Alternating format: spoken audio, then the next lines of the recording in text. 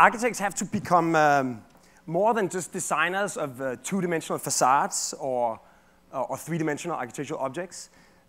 We have to become designers of ecosystems, systems of both ecology and economy that channel not only the flow of people through our cities and buildings, but also the flow of resources like heat, energy, waste, and water into these sort of perpetual motion engines that sort of stop seeing our presence, like the human presence on planet Earth, as a sort of detrimental to our ecosystem, but actually tries to sort of integrate and incorporate our consumption patterns and our leftovers into our natural environment. The reason for this sort of expanded role of the architect is because of the atmosphere you capture in this image. It was taken at the COP15, the United Nations Conference on Climate Change in Copenhagen a year and a half ago. And as you can see on Sarkozy and Brown and Merkel and even Obama, it wasn't exactly a party. It was a complete failure. Essentially, none of the goals that had been established for the meeting were met, and the general sort of discussion about sustainability was sort of drowning in this sort of general misconception that sustainability is a question of how much of our existing quality of life are we prepared to sacrifice in order to afford becoming sustainable. Almost like this sort of Protestant idea that it has to hurt to do good. But sustainability can't be like some kind of a moral sacrifice or a political dilemma or even like a philanthropical cause. It has to be a design challenge. So when we were sort of recently asked to do the Danish pavilion for the Shanghai World Expo that was focusing on sustainable cities, we tried to ask ourselves if there was another sustainability than this sort of sad, depressing one. We tried to ask ourselves if we could find examples where sustainable cities and buildings actually increase life quality. So we decided to make the pavilion as a sort of condensation of how Danish cities, through their sustainable designs, actually increase life quality. We conceived of the pavilion as a sort of loop of a Danish street, complete with the blue bicycle lanes of Copenhagen. Because in Copenhagen, 37% of the Copenhageners commute by bike. So people visiting could actually feel how cool it is to ride a bike through the city instead of sitting in a traffic jam or looking endlessly for a parking spot. Also in Copenhagen, our harbor water has become so clean that you can swim in it. So you don't have to like take the bus for hours to go to the Hamptons. You can actually jump in the port. So at the heart of the pavilion, we allowed the visitors to experience on their own bodies how clean, if not how cold, the Danish harbor water is. And in the middle of this sort of harbor bath, we decided to place the Little Mermaid of Denmark. Not a copy of the mermaid. We actually moved her to China. We had to wrest her out of the hands of the Danish equivalent of the Tea Party, who was trying to pass a law specifically against moving the mermaid. We had to get her through Chinese customs. And there she is. In her absence, we invited the Chinese artist Ai Weiwei to sort of install an installation. He installed a Chinese surveillance camera. It's the same Chinese surveillance camera that the Chinese state has installed in front of his house. This one, however, it was part of an installation he called the Mermaid Exchange. It was transmitting a live image to a giant flat screen so that the Copenhagen tourists that went in rain would sort of see that she was all right. But sort of more importantly, for the 6 months of the duration of the expo, it became like this sort of the only sort of TV feed from China to the rest of the world, transmitting a sort of uncensored live footage, almost turning Copenhagen into the sort of global speakers corner for China. Sadly, Ai Weiwei has now been sort of silenced. Like this sort of critical voice of China has actually been captured by the government and has been missing for the last 6 weeks. But sort of back in the pavilion, you can say, like, to sum it up, what we wanted to try to do was to show how essentially sustainable life can be more fun than normal life. And as a sort of litmus test, this is the first image we published of the Danish pavilion. If you sort of notice the red rectangle. This is the first image, or one of the first images, published of Iron Man 2, showing Tony Stark's Mad Science Expo.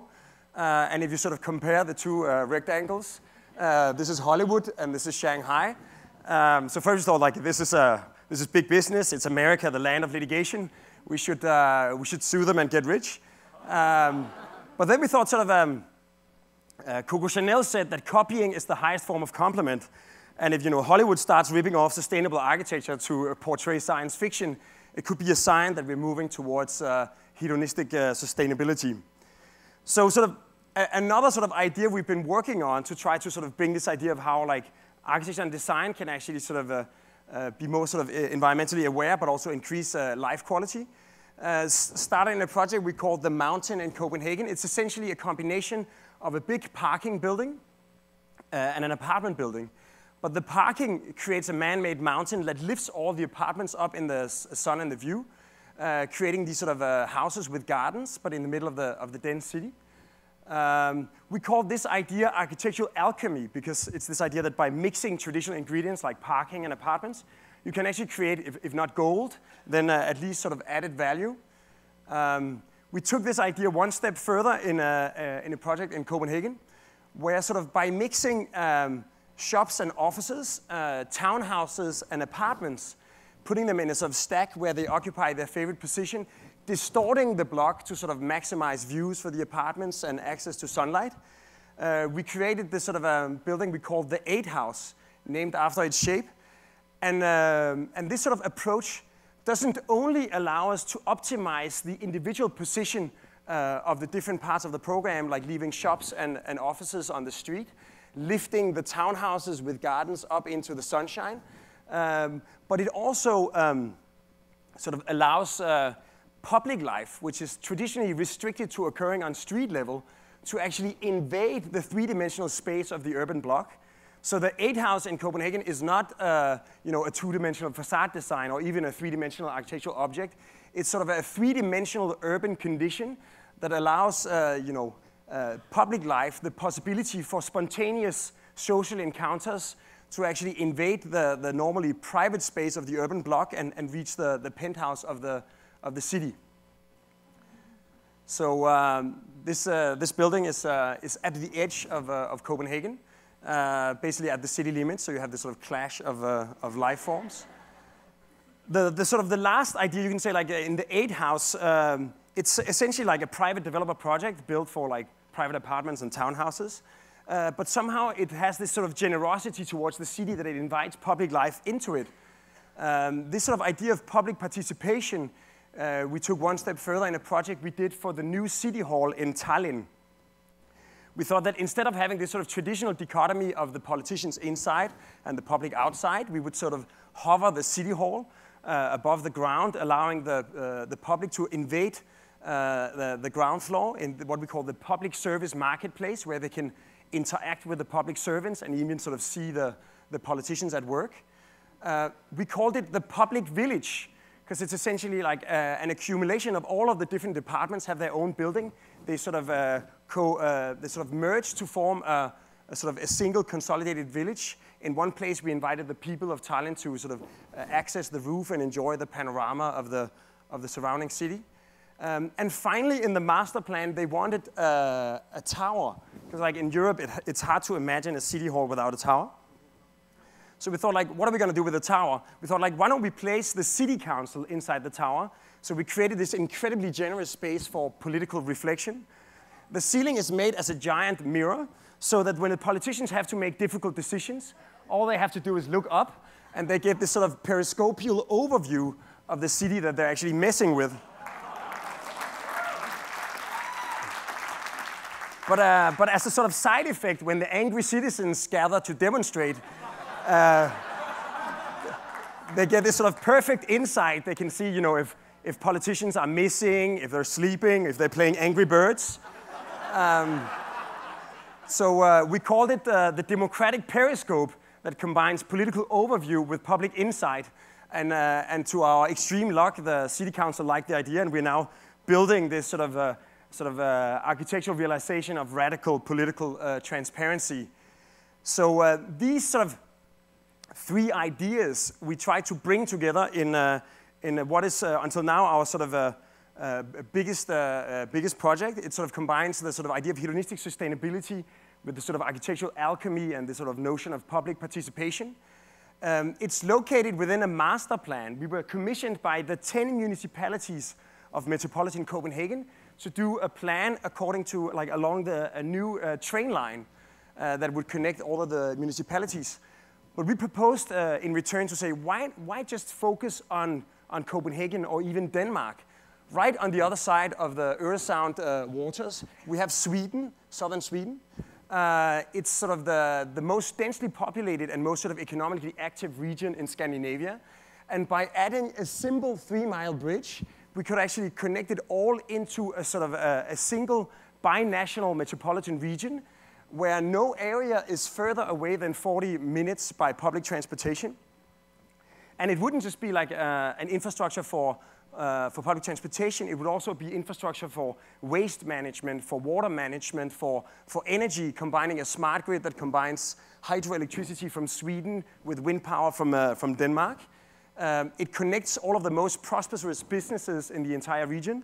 And by merging it and making this sort of binational master plan, we also introduced pink in a flag for the first time. It has exactly the same size as the San Francisco Bay Area, so it is actually a quite likely regional planning size, just because of the national boundaries. This sort of holistic perspective has never been applied.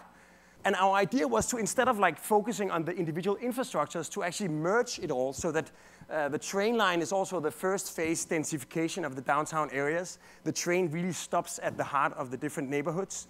And finally, since we're combining industry, commerce, and residential, we were proposing that perhaps the excess energy from the power production of the industry could become like human programs, like thermal baths. So this could sound like sort of science fiction or the Jetsons, but sort of to take it to something really tangible, this is going to be the first building that we're completing within the Loop City. It's a waste-to-energy plant. In Copenhagen, we only landfill 4% of our waste. As an example, in Chicago, it's 85%. 42% gets recycled, and 54% is essentially used as fuel to create heat and electricity.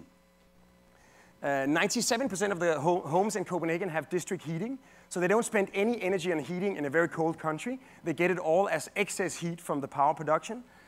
And essentially, they form this loop that the people give their trash to the incineration plant, and they get it back as power. So as a thumb rule, 3 kilos of household trash turns into 4 hours of electricity and 5 hours of heating. And just to give you an idea of this resource, 1 ton of waste is almost 2 barrels of oil. But essentially, this is a power plant like any other. It's a big, ugly, boxy factory that casts shadows on the neighbors and block the view. So the city wanted, because it's located in downtown Copenhagen, to somehow try to make it beautiful. It should be a gift to the city, said the CEO of the plant. So this is not only going to be the biggest building in Copenhagen, it's also going to be the tallest.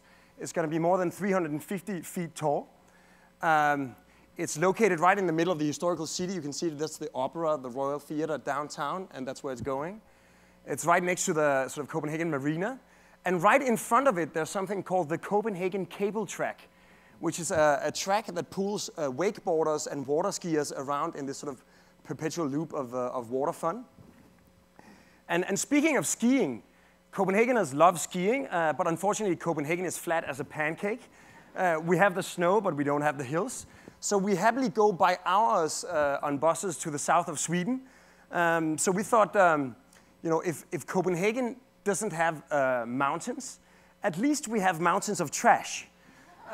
So why don't we transplant one of the Swedish ski slopes and put it on the roof of the factory? So essentially, we know the size of the machines, so we create this sort of minimum envelope.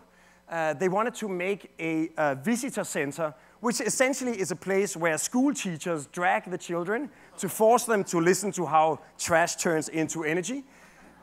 Instead, we propose to install an elevator that takes you to the roof, where you can choose between a green, a blue, and a black ski slope. And because it's man-made, we can make sure that it ends up at the foot of the elevator to create this sort of perpetual loop of of skiing. Miraculously, we actually won the competition based on this idea. The roof material is a form of artificial carpet that all the rainwater that drops on the mountain can be is collected and can be blown out in these humidifiers that in the summer can actually create so little friction that with normal skiing equipment you can actually ski, creating this sort of nice Brazilian hybrid of bikini skiing. But in the winter we do have 3 to 4 months of frost and snow.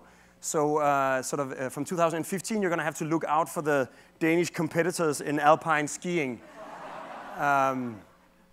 Originally the competition was to make the factory look good, so we also had to do a facade. We proposed to make it out of these giant planters made out of recycled plastics. The excess water runs through the facade, watering the plants, so that in the summer we create this sort of natural shade that turns the working space of the factory into this sort of nice, naturally illuminated and naturally ventilated workspace. At night you see the machines working inside the factory. So you can say like the sort of initial vision of trying to design our cities and buildings as ecosystems is quite close to materializing in this project, because like not only locally does the sort of reuse of the water, the daylight, the natural ventilation, but also in a sort of more regional perspective, together with Copenhagen and the rest of the Loop City, the plant actually forms an ecosystem.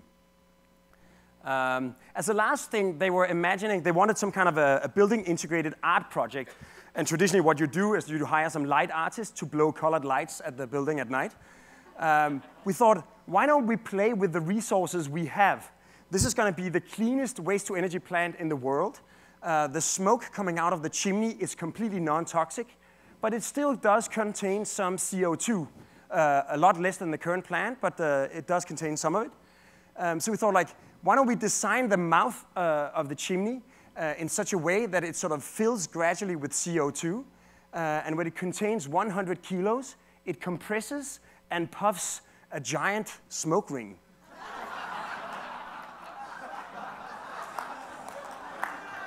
So we can play with it at night. But of course, like on one hand, we like it because like it's almost like the ultimate artistic expression of hedonistic sustainability. You take the symbol of the problem, the pollution, the chimney, and turn it into something playful. But more importantly, one of the main drivers of behavioral change is knowledge. That if people don't know, they can't act.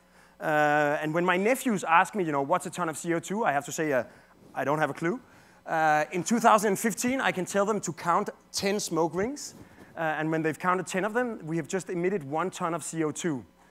So you can say like the waste-to-energy plant in Copenhagen is not only sort of economically and ecologically sustainable by turning waste into energy, it's also socially sustainable because it turns a power plant into a park and turns a flat land into sort of a man-made mountain for skiing. So as a last thing, you might object that this is something that can only happen in sort of a sunny, semi-socialist, sentimental Scandinavia. But just to wrap it up, recently we got approached by Durst Fedner Residential of Manhattan to look at this site on the West Side waterfront. It's quite far away from the nearby parks. It's right next to the Helena, a building owned by our client, named after his daughter. And normally residential in the area looks like this, sort of extruded boxes. We thought, why don't we, having spent 10 years of my career as an architect trying to escape the tyranny of the Copenhagen courtyard as a typology, we thought that maybe in Manhattan this idea of creating an urban oasis at the heart of the block could be interesting. If you like, the Copenhagen courtyard is at the architectural scale what Central Park is at an urban scale, a human habitat surrounded by a dense wall of people. So we asked ourselves, what happens when you combine a skyscraper with a courtyard? Essentially, what would a court scraper look like? So first, we placed the courtyard next to the Helena. We try to preserve all of its views to be a good neighbor, but also because it is our client's building. And then in the northeast corner, to create density and views, we lift it up to 450 feet, creating this sort of warped perimeter block that has views and sunshine from the west side. And what happens is that you can say traditionally, perimeter blocks or courtyards are secrets kept for the tenants. In this case, it really becomes the main facade of the building towards the highway, almost showing how the rejuvenation of the waterfront moves into the city fabric itself. And the warped geometry also brings daylight to the streetscape. And finally, all of the apartments are rotated towards the view, creating this sort of pattern of balconies, but also allowing the residents to recognize their own apartment almost as a building within the building. And of course, people living next to the roof have these nice views of the Hudson. So because of the incredible asymmetry, the courtyard really goes from 42 inches to 400 feet and back down again. So this has been sort of passed forward. It has been sort of well received and according to plan. And sometimes even in architecture, things happen according to plan. We should be breaking ground the 1st of September this year. So, so you can see like some of the sort of architectural evolution we've been conducting in Scandinavia is now starting to crossbreed with sort of New York typologies. To finish off, this is what it could look like driving down the West Side Highway in 4 years.